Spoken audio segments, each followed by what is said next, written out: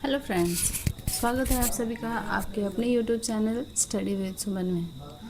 आज हम बात करेंगे कि सीटेट क्वालिफाई करने के लिए हम क्या स्मार्ट स्ट्रैटेजी अपना सकते हैं, स्मार्ट तरीके से पढ़ाई कर सकते हैं, क्योंकि आजकल हर एक चीज़ में स्मार्ट तरीका अपनाया जा रहा है। तो हम सीटेट पास करने के लिए क्यों ना अपनाएं। तो उसमें सबसे इम्पॉर्टेंट है, जिसको हम अपने नॉर्मल लैंग्वेज में बोलते हैं तुक्का लगाना। इसको तुक्का लगाना नहीं बोल सकते, हम स्मार्ट स्टडी या स्मार्ट स्ट्रैटेजी ही बोल सकते हैं। स्मार्ट तरीके से स्टडी करने में हम कुछ ट्रिक जो कि हमें लगाना है। पहले तो हमें सारा सिलेबस कंप्लीट करना है, अपनी पूरी पढ़ाई कंप्लीट करनी है, पूरा सिलेबस के अनुसार टेस्ट और हर चीज़ करके ट्राई करना है। आप इसको कर लोगे तो पेपर इजीली कंप्लीट या फिर क्लियर हो जाएंगे। आपको अगर कहीं पे भी डाउट होता है तो आप मुझसे ज़रूर पूछिएगा। आपको मैं बताऊं कि मैंने सबसे ज़्यादा मार्क्स स्कोर किया है, तो इस तुक्के का या फिर इस ट्रिक का बहुत हेल्प रहा है मेरे पढ़ाई में, मेरी स्टडी में, और मेरे पूरे पढ़ाई के दौरान मेरा बहुत हेल्प किया है इस तरीके ने। तो आप प्लीज़ इसको अच्छे से सुनिएगा, ध्यान से देखिएगा और फॉलो ज़रूर कीजिएगा। बहुत अच्छे से मार्क्स इम्प्रूव करने में इनका बहुत रोल रहता है। तो हम स्टार्ट करते हैं। पहला चीज़ कि आपको ध्यान देना है नेगेटिव पॉजिटिव वर्ड, और ये आप शुरू से भी ध्यान दे सकते हो, लेकिन नेगेटिव पॉजिटिव वर्ड एक ऐसा ट्रिक है जो कि आप डायरेक्ट एलिमिनेशन मेथड, अगर आपको क्वेश्चन में कुछ ऐसे क्वेश्चन वर्ड दिख जाए जैसे कि रट्टा लगाना, हमेशा गलत होगा। आपको रट्टा लगाना ऑप्शन में दिख गया तो आप उसको क्रॉस कर दो। फिर दूसरा ऑप्शन आपको दिख गया कि बच्चे को पनिशमेंट दिया जा रहा है, दंड दिया जा रहा है, गिफ्ट दिया जा रहा है, आप उसको क्रॉस कर दो। मतलब ये कभी सही हो ही नहीं सकता, ये गलत है, ये चीज़ें गलत है। क्या रट्टा लगाना, दंड देना, पनिशमेंट देना, ये सारे नेगेटिव वर्ड है। दूसरी चीज़ ये आती है कि आजकल की स्टडी जो है वो चाइल्ड सेंटर्ड है, टीचर सेंटर्ड नहीं है। टीचर सेंटर्ड में होता था कि सिर्फ टीचर पढ़ाते थे और बच्चे निष्क्रिय रहते थे, यानी कि एक्टिव नहीं रहते थे। तो हमें इस बात का ध्यान देना है कि बच्चा एक्टिव हो। जिस ऑप्शन में आपको बच्चा एक्टिव दिखे वो ऑप्शन आपका करेक्ट है। अगर आपने दो ऑप्शन आपको सही लग रहा है, दो तो आपने एलिमिनेशन के मेथड से कट कर दिया, याद करना, रट्टा लगाना, ये तो गलत है।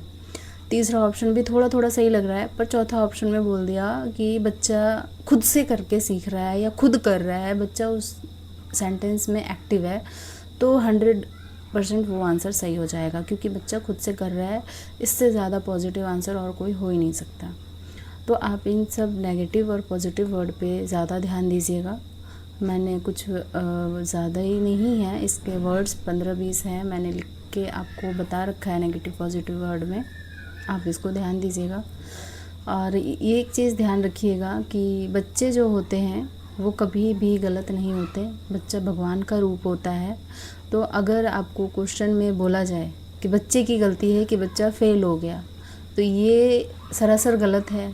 बच्चा अगर फ़ेल हो रहा है तो भी टीचर की गलती है, अगर बच्चा पास हो रहा है उसमें मार्क्स कम आ रहे हैं तो भी टीचर की गलती है, बच्चा कुछ भी नहीं लिख पा रहा है टीचर की गलती है, बच्चा पढ़ नहीं पा रहा है टीचर की गलती है। एनी हाउ बच्चा कभी भी गलत नहीं है, बच्चा भगवान का रूप है। आपको बच्चा को भगवान मान के ही सीटेड क्वेश्चन को सॉल्व करना है। आधा क्वेश्चन तो आपको इससे सॉल्व हो जाएंगे कि बच्चे को भगवान मान लिया, कोई भी आंसर दिख जाए आपको बच्चे को गलत नहीं ठहराना है। स्कूल गलत हो सकता है अगर बच्चा फ़ेल हो गया, तो पूरे स्कूल की व्यवस्था ख़राब है अगर बच्चा फ़ेल हो रहा है तो, पर बच्चा गलत नहीं है। आपको इस चीज़ को ध्यान रखना है। हम देखते हैं कि शुरू से ही आप तुक्का लगाने लग जाओ, ये चीज़ सही नहीं है। आपको पहले अपनी सिलेबस कंप्लीट करके उसके बाद आपको इन सब चीज़ों पे ध्यान देना है।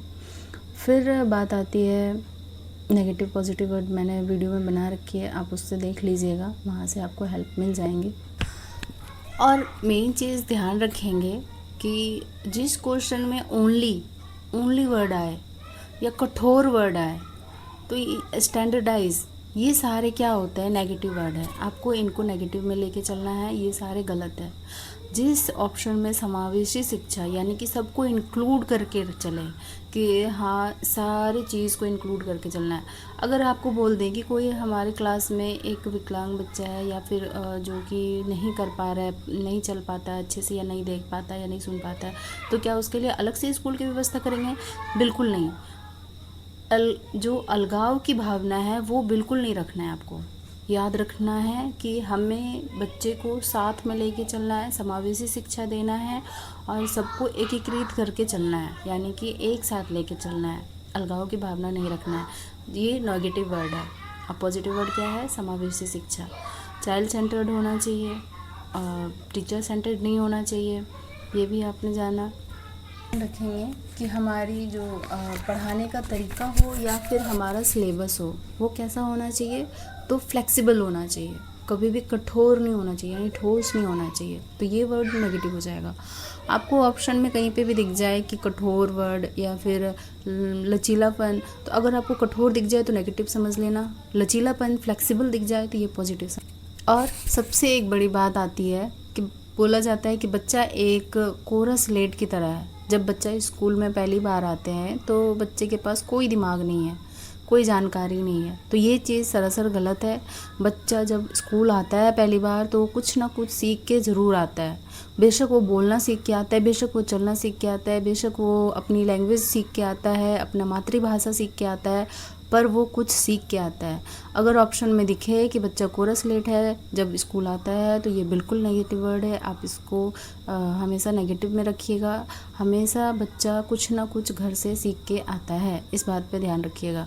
और दंड देना, पुरस्कार देना, ये तो हमेशा से नेगेटिव वर्ड है। कठोरपन, ये सब तो नेगेटिव वर्ड है। और आप इस बात का ध्यान रखिएगा कि ये इस सिर्फ और सिर्फ नेगेटिव और पॉजिटिव वर्ड से 15 से 20 नंबर आप कवर कर सकते हो। वो कैसे? क्योंकि हमारा जो सीटेट का पेपर है ना, ये कोई भी थ्योरी बेस्ड क्वेश्चन नहीं आते हैं उस पर, या फिर आपको कोई जैसे कि न्यूटन के लॉ दे दिए या फिर कोई बड़े पुराने इतिहास रट्टा लगा रहे हो, ईस्वी पूछे जा रहे हैं, उनके वैज्ञानिकों के नाम पूछे जा रहे हैं, ये सब कुछ नहीं पूछा जाता है। सीटेट पूरा एग्ज़ाम आपका माइंड बेस पे है। आपने अगर अपना दिमाग सही लगाया, आपने अपने माइंड को कंट्रोल किया और आपने वहाँ पे दिमाग से काम किया, तो आप सीटेट ईज़िली क्लियर कर सकते हो। अगर आपने वहाँ पे रट्टा लगाने की, या फिर आप जब अभी तैयारी कर रहे हो तो आप रट्टा लगाने की कोशिश कर रहे होगे कि हाँ रट्टा, तो ये चीज़ें सीटेट क्लियर नहीं कर पाएंगी आपकी। आप कोशिश करिए मेंटली प्रिपेयर होने का। सीटेट क्वेश्चन सॉल्व करते हैं जब आप, तो आप उस समय ध्यान रखिए कि जो बच्चा है, जो मैंने सारे पॉइंट बताए हैं, उस पॉइंट को ध्यान रखिए और बच्चे को भगवान मान करके सॉल्व कीजिए। ईज़िली सॉल्व होंगे क्वेश्चन। अगर आपको कहीं पे भी दिक्कत आता है तो आप मुझसे ज़रूर मैसेज कीजिए, मैं आपको ज़रूर मदद करूँगी। मैं आपको दिखाती हूँ कि मेरा नेगेटिव पॉजिटिव वर्ड का जो टैग वर्ड है मैंने लिख रखा है। ये कीवर्ड लिखा हुआ है, आपको अच्छे से दिख रहा होगा, है ना? कीवर्ड दिख रहे हैं। अभी आप यहाँ पे देखिएगा, स्टैंडर्डाइज, ये सारा कुछ दिख रहा है आपको। आप इसको स्क्रीनशॉट लेके रख सकते हैं ताकि आपको हेल्प हो जाए। वैसे तो मैंने जो बताया वर्ड और जितना भी मैंने क्रॉस कर रखा है ज़्यादा नहीं है, बस इतना ही है। मुझे लग रहा है कि टोटल 1 से 1.5 पेज का है। आप स्क्रीनशॉट लीजिए इसको और आप इसको करिएगा, और बस इतना है। ये तो शॉर्टकट कीज़ है। नीचे से दूसरा टॉपिक स्टार्ट हो रहा है, नीचे से आप देख लीजिए, बस इतना ही है। देखा आपने? बस इतना ही है।